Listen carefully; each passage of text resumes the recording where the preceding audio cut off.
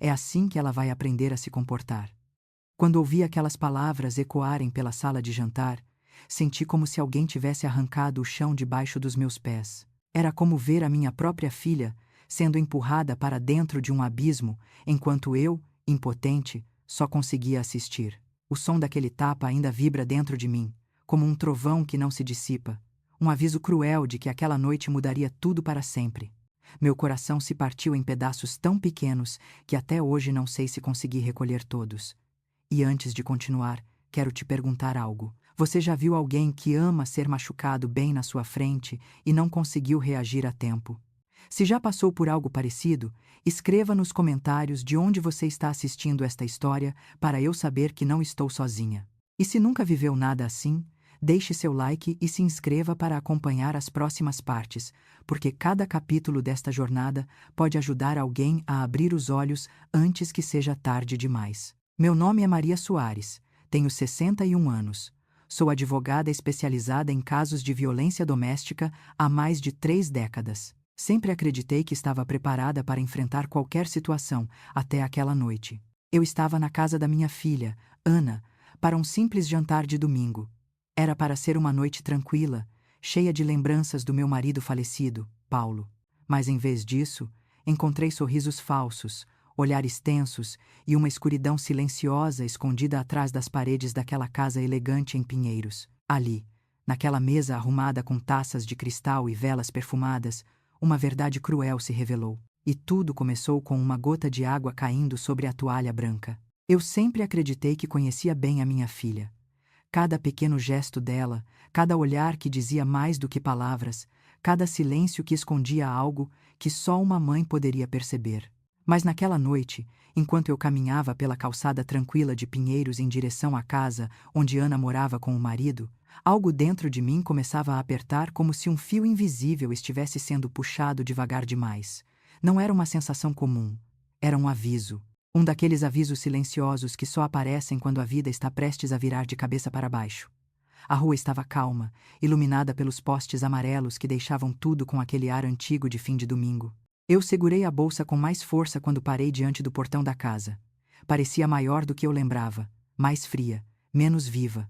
Paulo teria dito que era impressão minha, que a arquitetura moderna sempre dava essa sensação de excesso de ordem e falta de alma. Paulo gostava de casas que respiravam, que pareciam abrigar histórias nas paredes. Aquela ali não respirava. Pelo contrário, retinha o ar como se estivesse sufocando alguém por dentro. Quando toquei a campainha, ouvi passos apressados e, em seguida, a porta se abriu. Ana surgiu primeiro. Mesmo sob a luz suave do corredor, eu enxerguei claramente o que ela tentou esconder atrás do sorriso cansado. Os ombros tensos, as olheiras profundas, o abraço que não durou o tempo suficiente, e a blusa de manga comprida em pleno calor de março. Não era moda, não era estilo, era medo. Mãe, que bom que você veio, disse disfarçando a voz trêmula. Senti seu corpo rígido quando a abracei. Não era o abraço da minha Ana. Era o abraço de alguém que anda pisando em cacos de vidro e tenta não demonstrar que está sangrando. Antes que eu pudesse perguntar qualquer coisa, uma voz masculina ecoou da sala. Era Ricardo Menezes. Sempre tão impecável, sempre tão cortês, sempre tão falso. Ele apareceu com um sorriso treinado, daqueles que mais parecem um acessório do que uma expressão humana. Maria, que honra recebê-la. Entre, por favor. Hoje é um dia importante para todos nós, por todos nós. Repeti mentalmente. Uma frase estranha para alguém que não tinha nenhuma conexão emocional real com a memória de Paulo. Ele nunca conheceu Paulo profundamente, nunca entenderia a grandeza daquele homem. E, no entanto, falava como se fizesse parte da nossa história. Atrás dele veio Helena, sua mãe. Alta, elegante e carregando um perfume forte demais, quase sufocante. Helena tinha um jeito de me olhar como se estivesse sempre me medindo, sempre comparando, sempre avaliando se eu era digna de sentar à mesa dela. Mas naquela noite havia algo ainda mais incômodo em seu olhar, algo entre satisfação e desprezo, como se soubesse algo que eu ainda não sabia. Maria querida, que alegria ter você aqui, disse ela com aquela voz melosa que nunca me enganou. Ana preparou um jantar encantador. Meu filho tem muita sorte. Ana baixou a cabeça, envergonhada de elogios que, na verdade, soavam como cobranças. Eu percebi. A mesa estava posta com perfeição, taças de cristal, velas acesas, guardanapos dobrados como em restaurantes caros, mas havia um silêncio pesado entre cada detalhe. Um silêncio que não combina com lares felizes. Eu já tinha visto esse tipo de ambiente muitas vezes durante minha carreira. Casas que parecem impecáveis por fora, mas escondem tumultos invisíveis. Sentamos. Helena começou a falar sobre decoração, viagens, amigas do clube, sempre enfatizando como Ana estava aprendendo a ser uma esposa dedicada. Como se repassasse uma lista de exigências. Como se Ana fosse um projeto e não uma mulher adulta. Ana apenas servia a comida, tentando não chamar atenção, tentando não errar. E cada vez que ela levantava a mão para colocar algo na mesa, eu via seus dedos tremerem. Ricardo permaneceu sentado na cabeceira da mesa, com ar de autoridade, observando cada movimento. Eu percebia uma impaciência crescente nele, como se qualquer gesto de Ana fosse motivo para a irritação. Ele mal tocava na comida, mas observava Ana como quem observa uma funcionária para ver se fará algo errado. Então aconteceu. Pequeno, rápido, mas suficiente para congelar tudo ao redor. Ana pegou a jarra de água para completar o copo de Ricardo. A mão dela tremeu. Uma gota caiu na toalha branca. Foi só isso. Uma gota. Mas o silêncio que se seguiu foi ensurdecedor. Ricardo largou o garfo devagar. Devagar demais. O som do metal tocando o prato ecoou como um aviso. Eu senti meu estômago se contrair. Ana tentou se desculpar, mas ele não deixou. Ricardo se levantou. O rosto dele mudou. De um homem polido para algo que eu nunca tinha visto tão de perto. Algo cruel. Algo perigoso. Ana, olha o que você fez. Você nunca aprende mesmo. E antes que eu pudesse reagir, antes que Ana pudesse se afastar, ele levantou a mão e deu o primeiro tapa. O barulho cortou o ar como uma lâmina. O segundo veio logo em seguida. O terceiro fez Ana cair da cadeira, batendo no chão. Eu congelei. Foram segundos que pareceram anos. Eu, uma mulher que defendeu vítimas por 30 anos, não consegui me mover. O choque foi tão grande que meu corpo simplesmente não respondeu. E foi aí que ouvi o som que nunca deveria existir naquele momento. Palmas. Helena. Aplaudindo, com um sorriso satisfeito no rosto. É assim que ela aprende a se comportar. Meu sangue virou gelo. Minha alma saiu do corpo. A cena inteira parecia irreal, como se eu estivesse presa em um pesadelo, mas era real. Era minha filha no chão. Era minha filha sendo humilhada.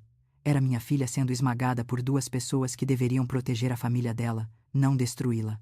Quando finalmente consegui respirar, levantei devagar. Não gritei, não chorei, não entrei em pânico. Minha voz saiu tão fria que até eu me assustei.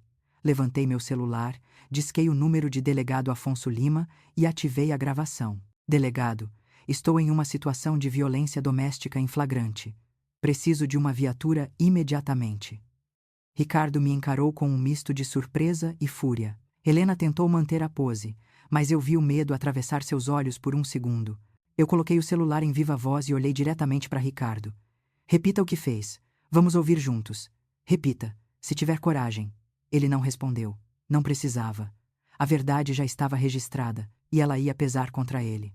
17 minutos depois, a campainha tocou. Policiais entraram, algemaram Ricardo e Helena. Ela ainda tentava fingir que tudo era um mal-entendido. Ele, calado, tentava manter a pose, mas era tarde. Muito tarde. Eu segurei a mão de Ana quando os policiais fecharam a porta. Eu prometi a ela que estava tudo acabado. Mas, no fundo, algo em mim sabia que aquilo não era o fim. Era apenas o primeiro passo de uma longa estrada. E a escuridão que se aproximava ainda estava longe de ser revelada. Quando cheguei em casa naquela noite, depois de ver minha filha ser agredida diante dos meus olhos, senti minhas pernas falharem. Era como se todo o peso dos últimos anos tivesse desabado sobre meus ombros de uma só vez. Acompanhei Ana até o quarto antigo dela, o mesmo quarto azul claro onde ela dormia aos 15 anos, quando ainda acreditava que o mundo era um lugar seguro. Ela se sentou na cama devagar, como se qualquer movimento pudesse quebrá-la ainda mais. E então, sua respiração falhou. Quando os primeiros soluços escaparam, eu entendi que aquela não era a chorar de uma mulher adulta. Era o choro de uma menina assustada, machucada, tentando entender como tudo tinha chegado àquele ponto.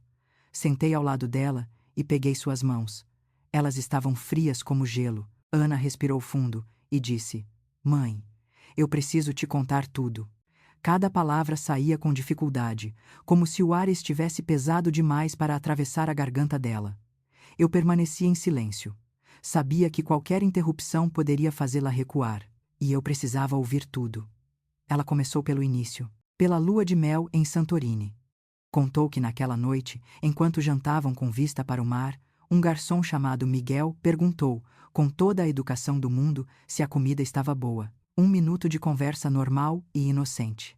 Mas bastou isso para que Ricardo mudasse a expressão.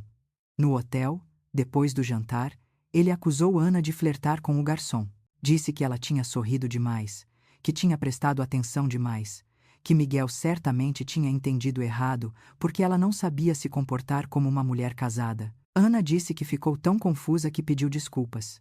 Acreditou que talvez tivesse sido simpática demais, que talvez realmente tivesse falado mais do que devia. Eu senti o peito arder ao ouvir isso. Era o primeiro fio da teia, o primeiro nó daquela prisão psicológica. 2 meses depois, veio o primeiro grito. Ana tinha sido parabenizada publicamente no trabalho. O chefe a abraçou na frente de todos. Um abraço profissional, rápido, diante de dezenas de pessoas. Mas para Ricardo aquilo foi imperdoável.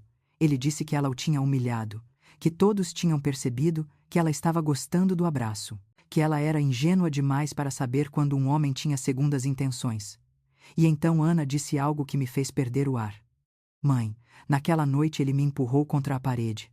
Bateu a cabeça de Ana no reboco com força suficiente para deixá-la zonza. Ela sentou no chão, pedindo para conversar.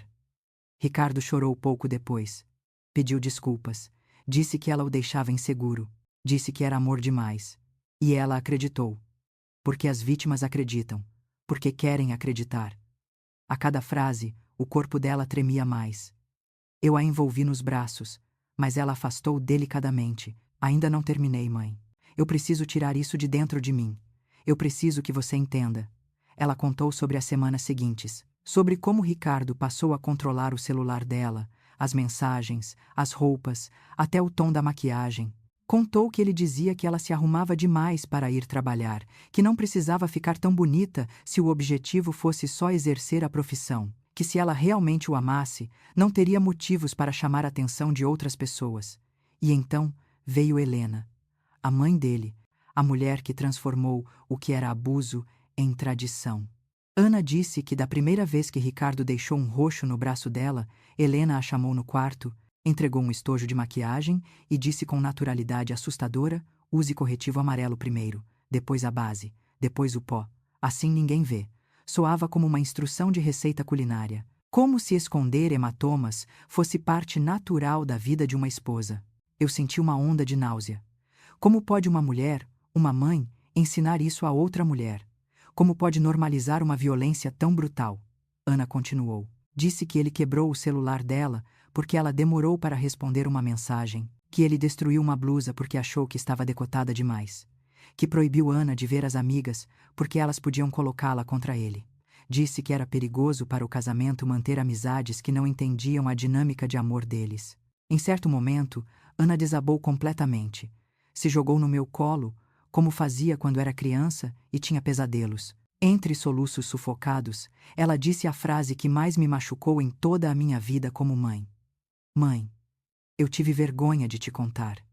Você sempre foi tão forte, sempre defendeu tantas mulheres. Eu não queria que você visse que sua própria filha tinha se tornado uma vítima. Eu a apertei contra mim. Meu coração estava em pedaços, mas eu sabia que precisava ser a fortaleza dela, a fortaleza que ela não tinha encontrado no casamento. Eu disse silenciosamente para mim mesma que não deixaria aquela menina quebrar de novo, não nas minhas mãos. Ana respirou fundo, enxugou as lágrimas e, como se estivesse abrindo uma gaveta trancada há anos, começou a relatar cada episódio com uma clareza que me fez doer até a alma. Cada insulto, cada manipulação, cada ameaça velada, cada noite dormida em silêncio porque ela não sabia se o dia seguinte traria paz ou um novo ataque. Quando ela terminou, houve um longo silêncio. Ela olhou para mim com olhos vermelhos e disse algo tão ingênuo e doloroso que senti o peito arder de novo. Mãe, eu achei que era amor, achei que ciúme era prova de cuidado. Achei que ele fazia tudo isso porque tinha medo de me perder. Eu segurei o rosto dela entre minhas mãos e respondi: Ana, o que ele sentia não era amor. Era posse, controle, doença, e isso não define quem você é. Nada disso foi culpa sua. Ela desmoronou outra vez. Eu a deixei chorar. Às vezes o choro é a única forma de começar a limpar as feridas invisíveis. E foi ali, vendo minha filha destruída, que a raiva tomou forma dentro de mim. Não uma raiva cega, mas uma raiva silenciosa, calculada. A raiva de uma mãe que reconhece o inimigo e sabe que a batalha só está começando. Uma raiva que me prometia que eu não descansaria enquanto não desfizesse tudo o que aquele homem e aquela mulher tinham feito. Antes de continuar, eu preciso te perguntar uma coisa. Você, no meu lugar, teria feito o mesmo. Teria chamado a polícia na mesma hora. Se você acha que eu fiz o certo, comenta aí sua idade e de onde você está assistindo. E se você acha que eu deveria ter agido de outra forma, deixa um like no vídeo para eu saber.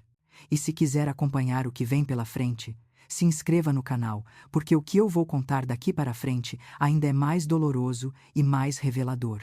Voltei a olhar para Ana. Ela ainda chorava, mas agora havia algo diferente em seu rosto. Não era só dor, era compreensão. Era o início de uma libertação lenta, um despertar. Ela respirou fundo e disse: Mãe, eu achava que o problema era só o Ricardo, mas agora eu vejo que a raiz de tudo sempre foi a mãe dele. A dona Helena nunca me viu como nora.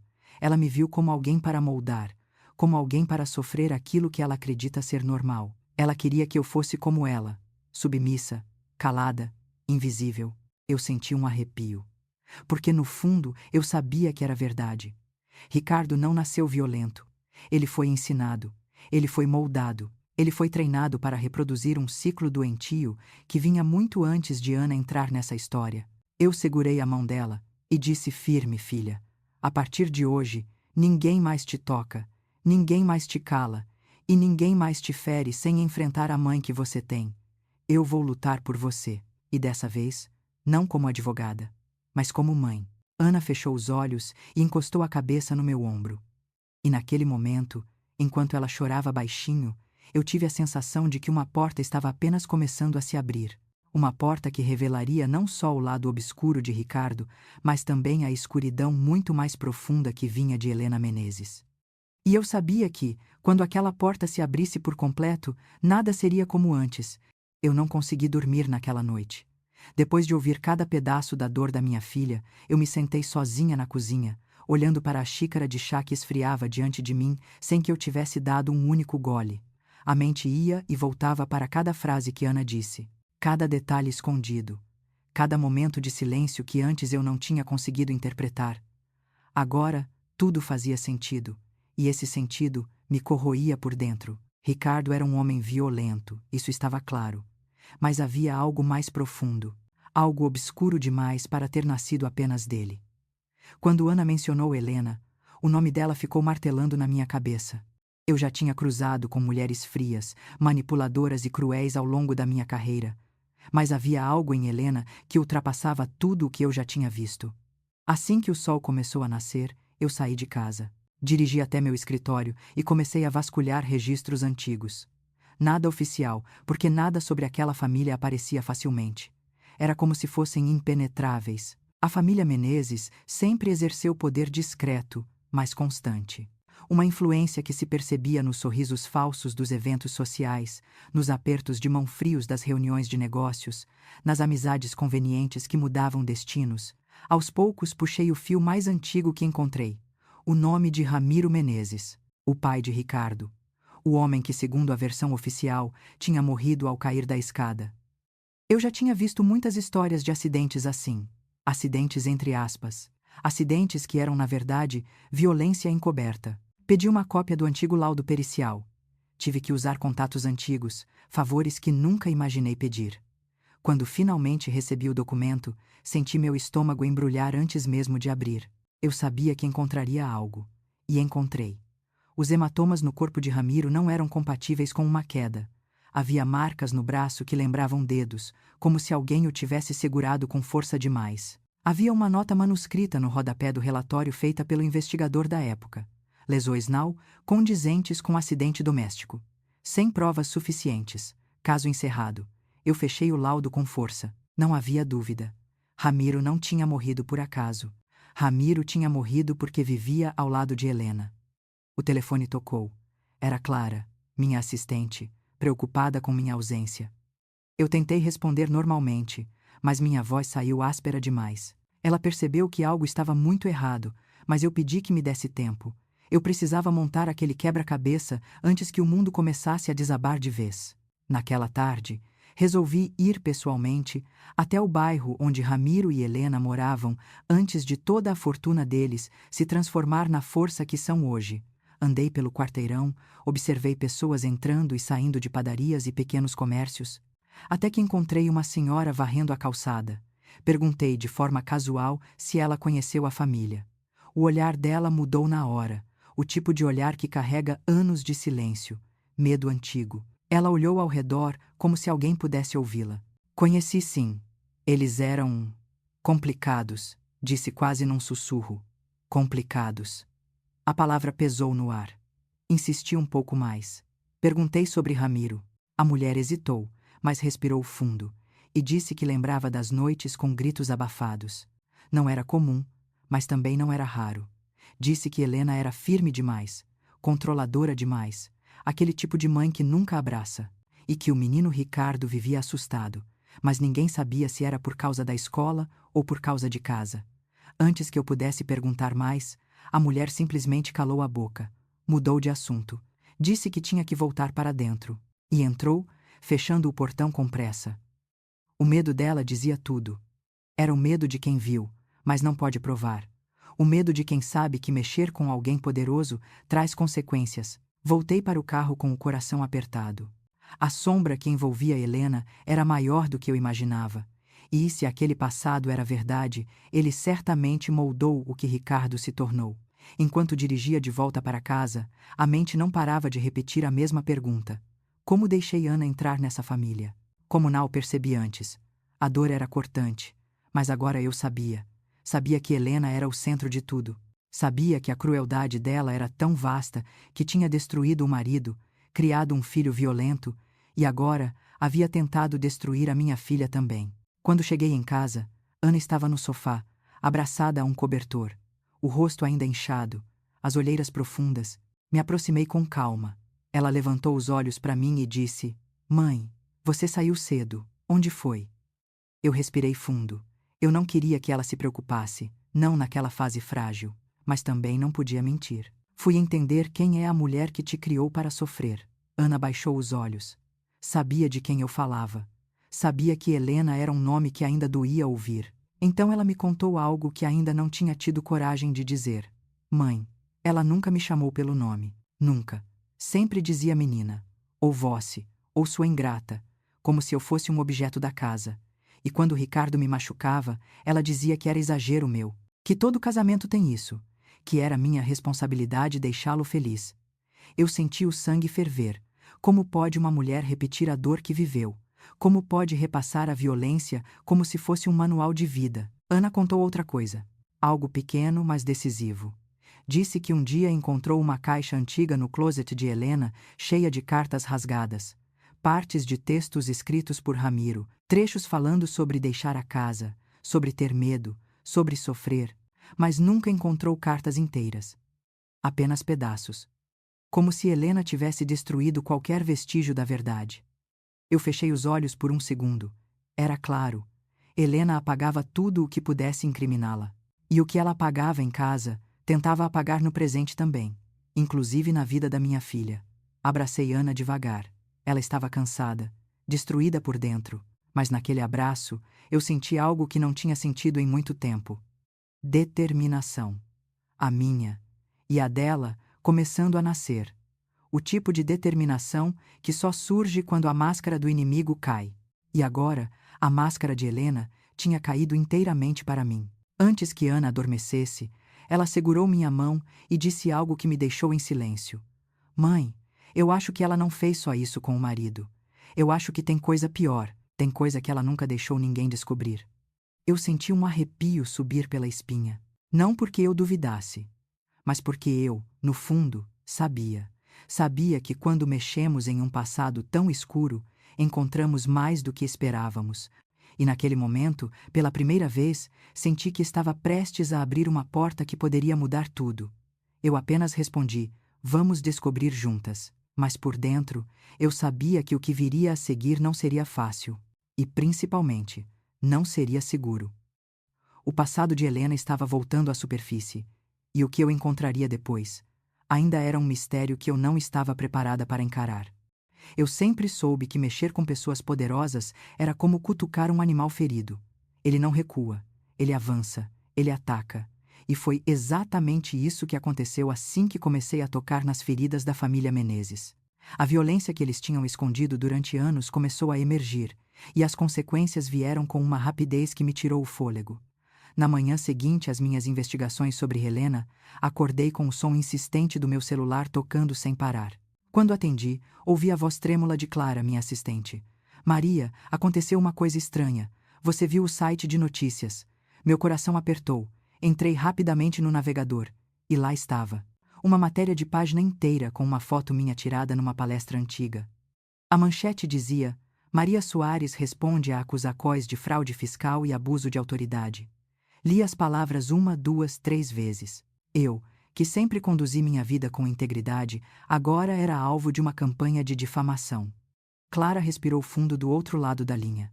Isso apareceu de madrugada. E está se espalhando muito rápido. Eu fechei os olhos. Era Helena. Só podia ser Helena. Aquilo tinha a marca dela. Frio. Cirúrgico. Preciso. Feito para me atingir no único lugar onde ela sabia que podia me enfraquecer. Minha reputação. Pouco depois, outra ligação. Desta vez, o chefe de Ana. Maria, infelizmente estamos precisando afastar a Ana temporariamente. A repercussão sobre a acusação contra você pode prejudicar a empresa. Minha garganta secou. Era demais.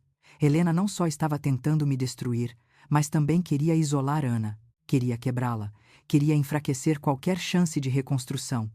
E eu sabia exatamente por quê.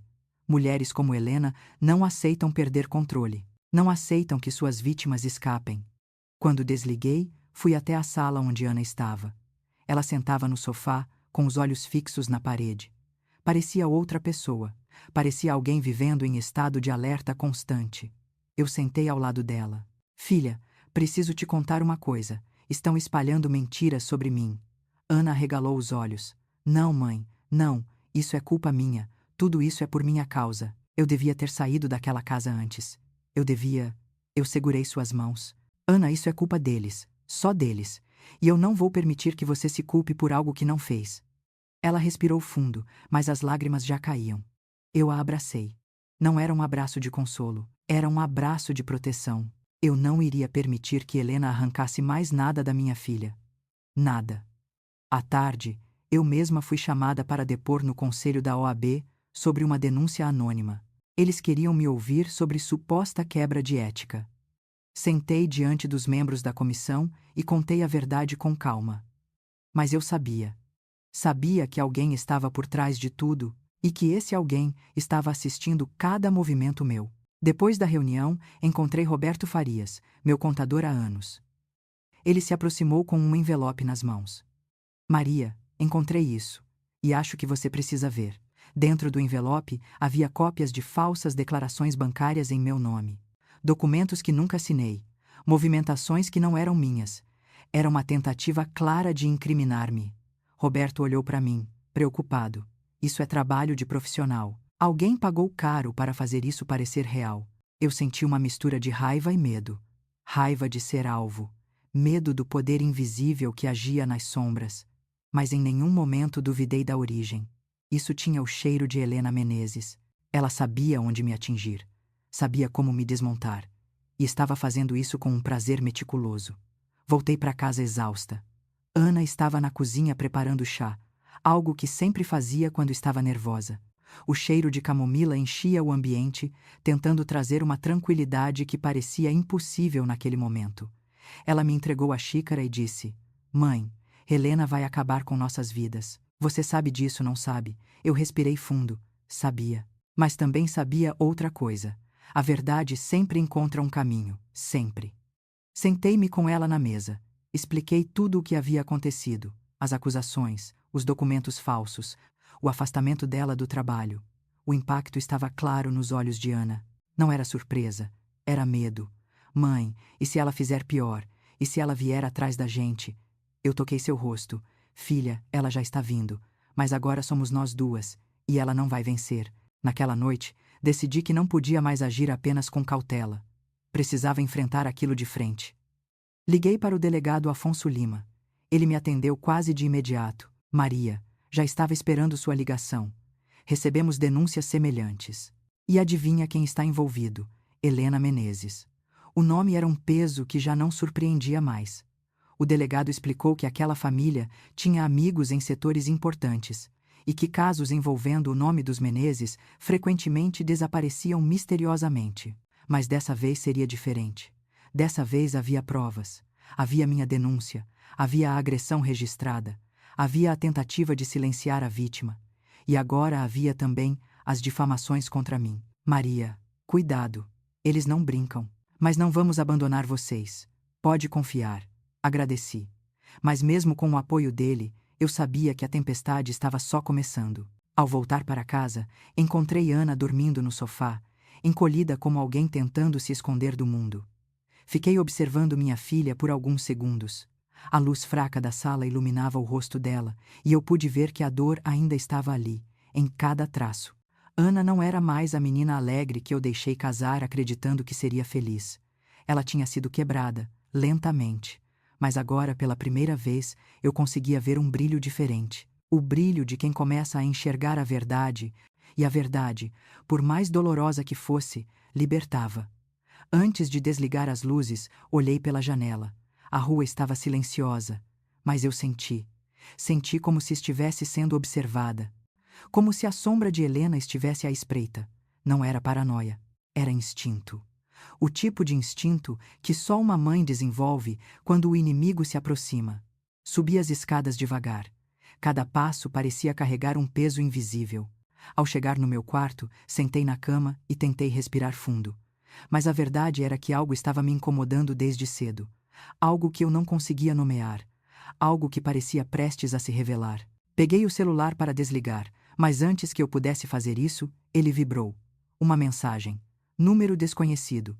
Apenas 5 palavras. Você não sabe com quem mexeu. Meu coração acelerou. Eu li outra vez. E outra. Era a ameaça. Era a confirmação de que Helena sabia exatamente cada passo meu. E mais do que isso, sabia onde me encontrar. Fechei o celular devagar. Não mostrei a mensagem para Ana naquela noite. Ela já tinha problemas demais. Mas eu entendi exatamente o que aquilo significava. A guerra silenciosa tinha começado. E Helena Menezes acabara de mostrar sua primeira arma. Eu sempre acreditei que a verdade tinha um cheiro. Um cheiro leve, quase imperceptível. Mas quando finalmente se revelava, quando rasgava as camadas de mentira, medo e silêncio, ela exalava um odor forte, um odor que ninguém podia ignorar. E naquela semana, esse cheiro começou a se espalhar pela minha vida, como se alguém tivesse aberto uma porta antiga que esteve fechada por décadas. Depois das ameaças e das difamações que recebemos, eu sabia que Helena não ia parar. Sabia que ela atacaria de todas as formas possíveis. Mas eu não imaginava que a próxima revelação viria de alguém que até então tinha escolhido o silêncio. Alguém que carregava dentro de si um arrependimento tão grande que parecia pesar mais do que o próprio corpo. Na tarde de quinta-feira, enquanto eu revisava documentos no meu escritório, tentando me preparar para outra reunião com o conselho da OAB, a recepcionista me avisou que um senhor insistia em falar comigo. Não tinha horário marcado, não tinha nome registrado. Apenas dizia que era urgente. Eu não costumava atender visitas assim. Mas algo no tom da voz dela me fez levantar da mesa. Quando entrei na sala de espera, vi um homem idoso, magro, com a pele pálida e um chapéu gasto nas mãos. Ele se levantou devagar quando me viu e disse com um fio de voz: "A senhora é Maria Soares." "Sim, sou eu. Em que posso ajudar?" Ele respirou fundo, como se reunir coragem fosse um processo doloroso. "Meu nome é Alberto Menezes." Meu coração disparou. Menezes.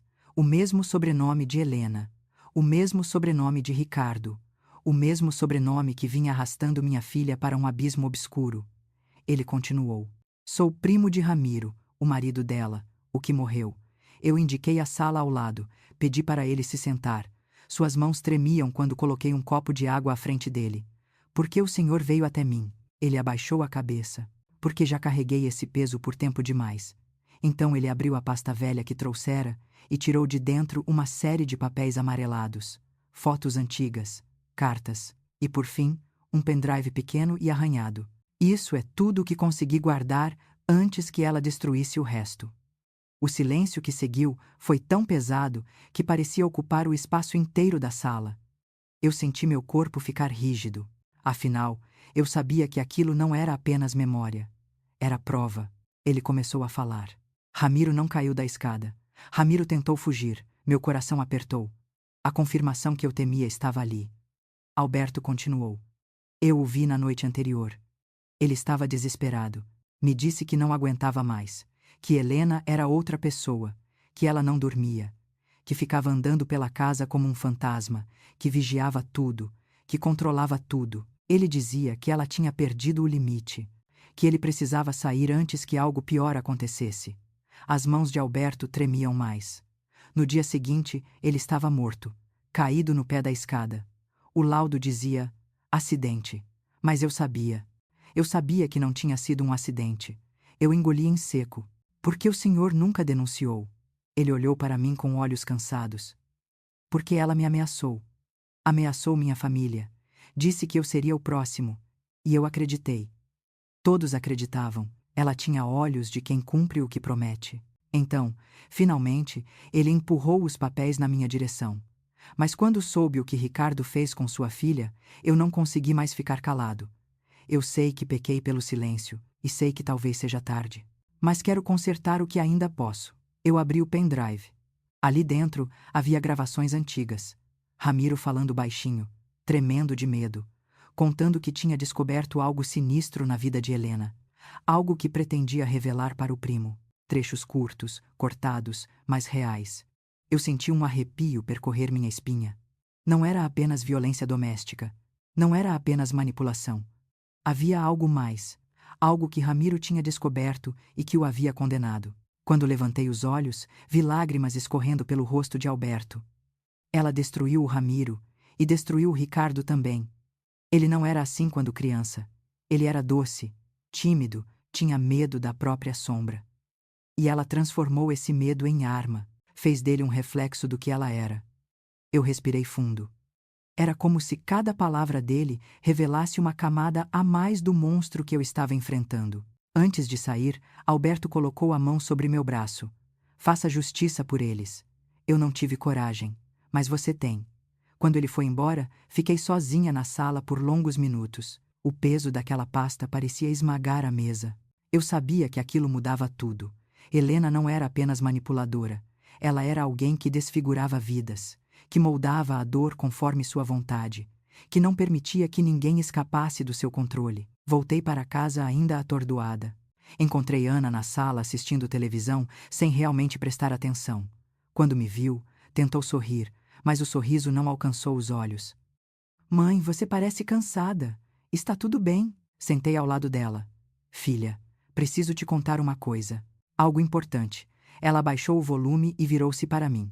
Contei sobre Alberto, sobre Ramiro, sobre as gravações, sobre tudo o que ele me mostrou. Ana levou a mão à boca. Os olhos se encheram de lágrimas. Mãe, isso significa que o que você viveu não começou com você. Começou muito antes. E você nunca teve chance alguma contra essa família. Ela começou a chorar. Mas era um choro diferente. Não era só dor. Era libertação.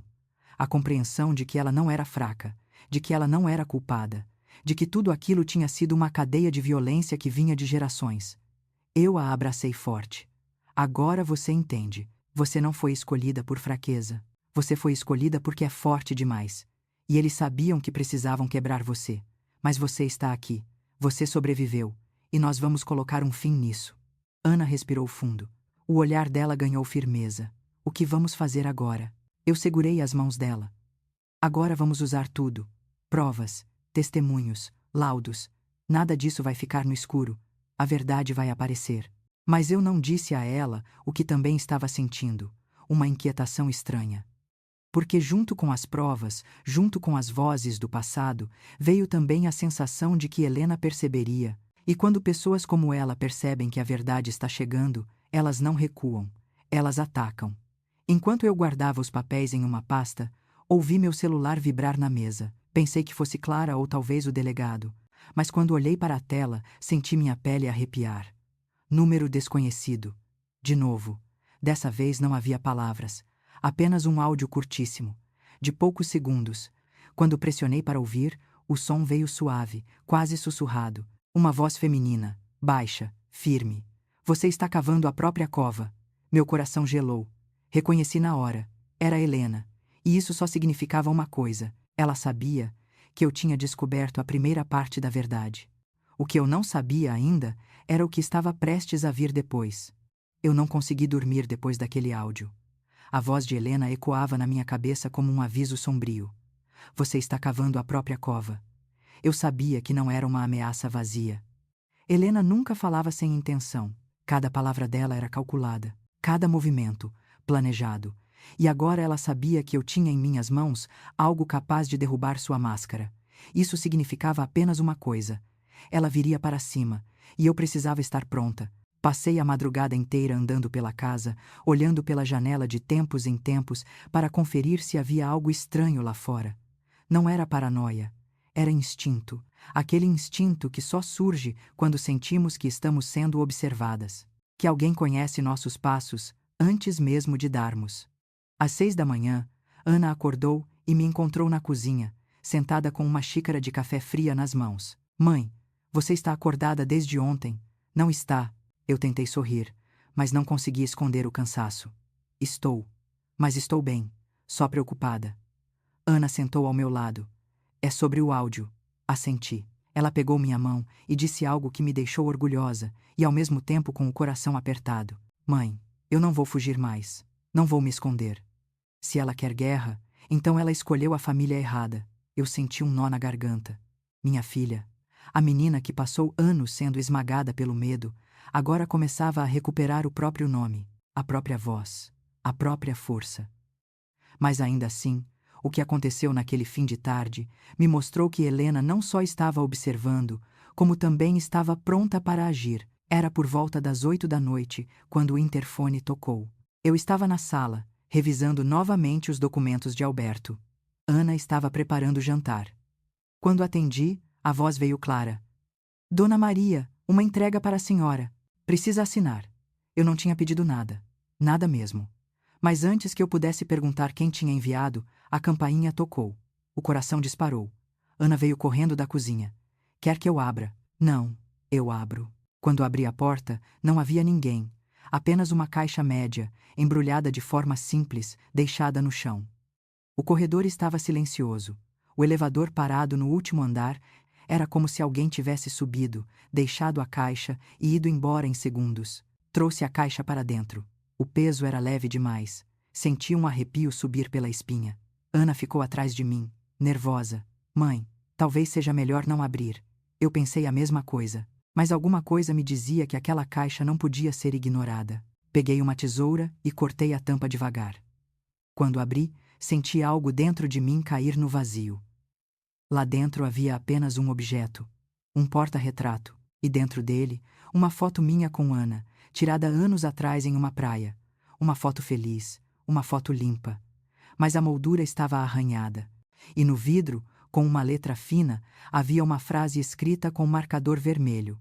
Ela vai ser minha para sempre. O sangue gelou. Ana levou a mão à boca. Meu Deus! Isso é coisa do Ricardo. Eu senti um choque atravessar meu corpo. Era claro. A letra era dele, aquela letra nervosa, aquele traço pesado, aquele vermelho que parecia gritar. Ricardo estava do lado de fora. Ele estava solto, e mesmo com a investigação correndo, ele achara um jeito de nos encontrar. Mas isso não era o pior. Junto da foto havia mais uma coisa. Uma chave metálica comum, amarrada a um bilhete pequeno. Eu ainda tenho a cópia. Você nunca vai me impedir. Ana deu um passo para trás, quase perdendo o equilíbrio. Mãe. Ele tinha a chave de casa. Ele pode ter entrado aqui. Eu olhei ao redor. A sala.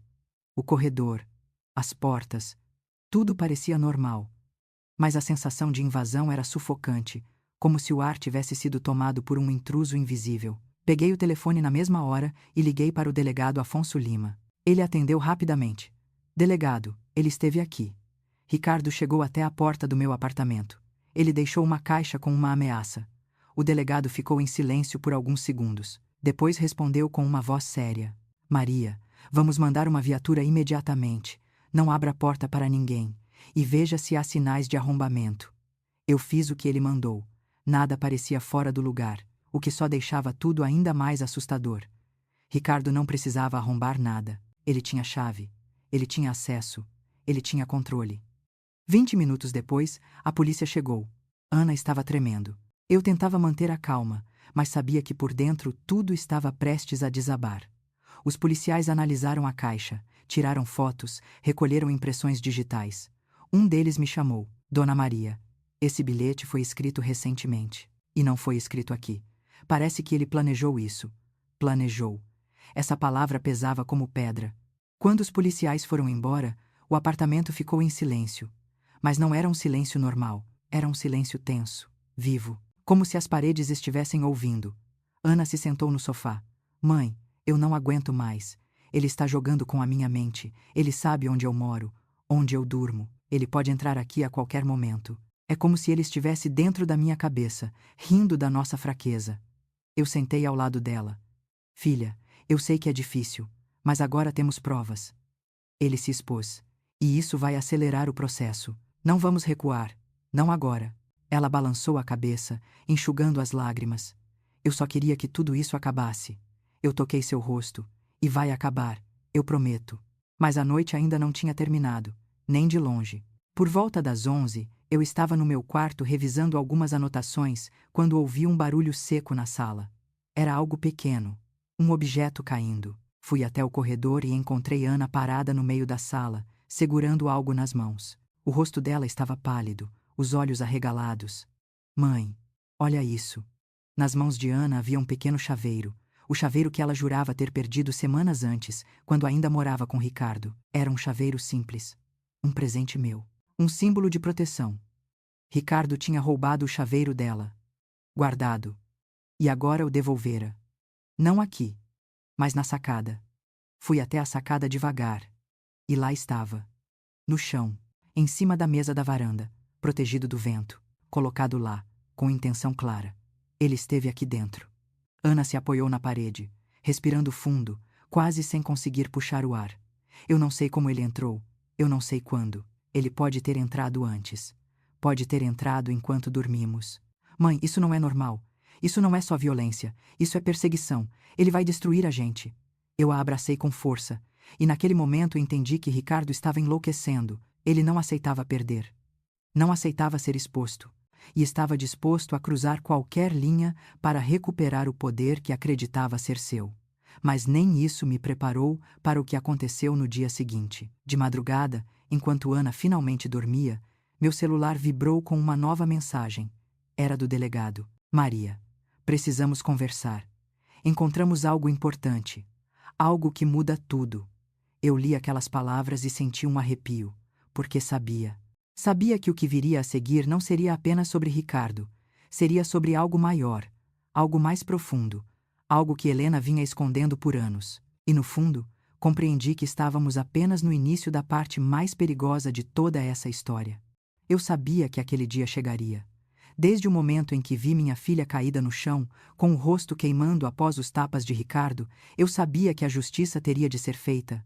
Mas nunca imaginei que o caminho até ali seria tão escuro, tão cheio de ameaças, tanto da parte dele quanto da parte de Helena. Mesmo assim, quando o delegado Afonso Lima me mandou a mensagem dizendo que tinham encontrado algo que mudava tudo, eu senti pela primeira vez uma pequena fresta de esperança. Na manhã do julgamento, acordei antes do despertador. O céu ainda estava cinza. Ana estava na cozinha, mexendo no café, com um olhar distante. Ela parecia mais forte do que semanas antes, mas ainda havia uma sombra atrás dos olhos dela. Uma sombra que só desapareceria quando tudo aquilo finalmente tivesse um fim. Filha, hoje vai ser um dia importante, eu disse enquanto me aproximava. Ela inspirou fundo, tentando controlar o tremor na voz. Eu sei, mãe. Estou com medo, mas estou pronta. Eu toquei sua mão. Você não está sozinha. Quando chegamos ao fórum, a fachada enorme parecia mais intimidadora do que nunca. Pessoas entravam e saíam apressadas, mas havia um clima diferente no ar, um burburinho que eu não conseguia ignorar. Jornalistas se aproximaram com microfones, câmeras ligadas. Dona Maria, é verdade que a senhora recebeu ameaças. Ana, como está se sentindo diante de tudo isso? A família Menezes tem influência. Vocês temem represálias. O delegado apareceu rapidamente e afastou os repórteres. Por favor, deem espaço. É um caso sensível. Entramos pelos fundos. Mesmo assim, eu sentia o mundo inteiro olhando para nós. Na sala de audiência, o clima era pesado. Ricardo já estava lá, algemado, sentado ao lado do advogado. Ele parecia diferente. O brilho arrogante nos olhos tinha diminuído. Agora havia algo sombrio, algo que beirava o desespero. Mas quando viu Ana, esboçou um sorriso inquietante, como se ainda acreditasse que a possuía. Ana baixou o olhar, mas eu percebi que suas mãos apertavam firmemente a bolsa. Ela não ia recuar. Não mais. Minutos depois, Helena entrou escoltada por policiais. O rosto dela estava impassível, mas os olhos, aqueles olhos frios, analisavam tudo ao redor como lâminas afiadas. Quando nossos olhares se cruzaram, senti um calafrio. Era como encarar alguém que não reconhece limites entre o certo e o errado. Helena não tinha medo. Ela tinha certeza. A certeza de que ninguém jamais a alcançaria. O juiz entrou. Todos se levantaram. Iniciar julgamento. O primeiro a depor foi o delegado Afonso. Com voz firme, ele relatou todo o caso desde o dia da agressão, as provas recolhidas, os laudos médicos, as ligações registradas. Depois, apresentou o que tinha mencionado antes, a peça que mudava tudo. Pedimos perícia nos pertences apreendidos e encontramos áudios gravados no celular de Ricardo, conversas entre ele e Helena. O coração de Ana parou por um segundo. O meu também. O delegado continuou. O conteúdo mostra que Helena orientava o filho desde o início sobre como controlar emocionalmente a esposa. Em alguns trechos, ela o incentiva a quebrar o celular de Ana, em outros, diz claramente que mulheres precisam aprender pelo medo. Ana levou a mão ao rosto, chocada. Eu senti minhas unhas apertarem a palma da mão. O juiz pediu para tocar um trecho. A voz fria de Helena soou na sala. Ricardo, você precisa mostrar quem manda. Essa menina precisa entender o lugar dela. Quando ela chorar, ignore. Quando ela tentar fugir, lembre a quem ela pertence. Ana fechou os olhos. Uma lágrima desceu silenciosa. E o delegado não parou por aí. Além disso, encontramos conversas sobre a morte de Ramiro Menezes. Um murmúrio tomou a sala. Os áudios eram mais curtos, mais antigos, mas claramente reveladores. Uma voz masculina, fraca, dizia: ela me vigia. Ela quer me controlar. Se eu desaparecer, não foi acidente. Em seguida, a voz de Helena. Você fala demais, Ramiro. Não esqueça quem manda nesta casa. O advogado de Helena tentou interromper, dizendo que aquilo era interpretação fora de contexto. Mas o juiz ordenou silêncio. Quando chegou a vez de Ana depor, senti meu coração acelerar. Ela ficou de pé, com o corpo levemente trêmulo, mas a voz firme. Eu amei o Ricardo. Eu tentei. Eu acreditei nas desculpas. Mas cada dia era mais medo, mais silêncio, mais escuridão. Ela relatou tudo, cada tapa, cada humilhação, cada noite em que dormiu chorando. No momento mais doloroso, sua voz falhou. Eu escondi hematomas porque fui ensinada que isso era normal, que isso fazia parte de ser esposa. Mas eu aprendi que não. Que amor não dói. Que amor não destrói. Ricardo baixou a cabeça. Pela primeira vez, ele parecia pequeno, derrotado. Quando fui chamada para depor, senti o peso de toda a história nas minhas costas. Mas falei. Falei como mãe, como mulher, como profissional. Helena criou um monstro, e quando percebeu que não conseguiria controlar minha filha, tentou destruir nossas vidas. O rosto de Helena endureceu. O olhar dela era de puro ódio. Depois de horas, o juiz pediu um intervalo para analisar tudo. Ana e eu fomos para o corredor respirar. O delegado se aproximou. Vocês foram corajosas. Independentemente do resultado, o importante é que vocês quebraram o silêncio.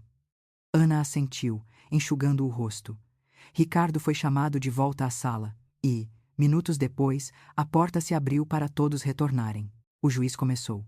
Pelos crimes de agressão física, perseguição, ameaça e danos psicológicos contra Ana Soares, o réu Ricardo Menezes é condenado a 5 anos de prisão, sem direito a contato com a vítima. Ana fechou os olhos, como se finalmente tirasse uma pedra enorme do peito. Eu segurei sua mão com força. Mas o juiz não havia terminado. Quanto à ré, Helena Menezes, pelas evidências apresentadas e pelas investigações paralelas sobre a morte de seu marido, este tribunal determina sua prisão preventiva para aprofundamento das provas e risco à integridade das vítimas. O murmúrio expandiu pela sala. Helena manteve a postura, mas seus lábios tremeram. Quando os policiais se aproximaram para algemá-la, ela me encarou como se pudesse atravessar minha alma. Isso não acabou, Maria. Fiquei parada, olhando para aqueles olhos cheios de ódio, e respondi apenas com silêncio, porque naquele momento eu sabia. Helena não estava sendo derrotada. Ela estava apenas sendo contida. A verdadeira batalha ainda estava escondida em algum lugar do passado dela. Quando saímos do fórum, Ana respirou como se finalmente estivesse livre do peso de anos de opressão. Eu a abracei forte. Mas enquanto a luz do fim da tarde batia sobre nós, algo dentro de mim não se aquietava. Algo que dizia que o perigo não tinha sido totalmente eliminado. E essa sensação confirmou-se quando meu celular vibrou. Uma notificação. Uma mensagem sem remetente. Ainda falta a parte mais importante. Meu coração gelou, porque aquilo só podia significar uma coisa. A história não tinha terminado. O pior ainda estava por virar a esquina. O silêncio da noite parecia mais pesado do que nunca quando cheguei em casa depois do julgamento. A frase na mensagem ainda ecoava na minha mente como um enigma sombrio. Ainda falta a parte mais importante. Eu tentei não demonstrar preocupação diante de Ana, mas a verdade é que algo em mim dizia que aquilo não era uma ameaça comum. Era uma advertência. E vinda de alguém que sabia exatamente onde machucar. Depois de jantar com minha filha, ela subiu para descansar e eu fiquei sozinha na sala, olhando para a sombra das cortinas balançando com o vento leve da madrugada. Eu sentia que a história da família Menezes ainda tinha uma última peça escondida. E que essa peça estava prestes a ser revelada. No dia seguinte, enquanto Ana tomava banho, o interfone tocou. Meu coração parou por um segundo. Quando atendi, a voz do delegado Afonso veio urgente. Maria, precisamos que venha à delegacia. É sobre o caso da morte de Ramiro Menezes. Temos novos achados. É importante. Eu não hesitei. Chamei Ana e fomos juntas. No caminho, ela segurava minha mão com força. Mãe, o que você acha que é? Eu respirei fundo. Não sei, filha. Mas seja o que for, vai ser a última parte desta história. Quando chegamos à delegacia, fomos levadas para uma sala reservada. Sobre a mesa havia uma caixa de metal velha, enferrujada, com um cadeado quebrado. O delegado explicou. Encontramos isso na antiga casa de Helena. Estava escondida dentro de uma parede falsa atrás do closet. Um pedreiro encontrou durante a reforma. Ana engoliu seco.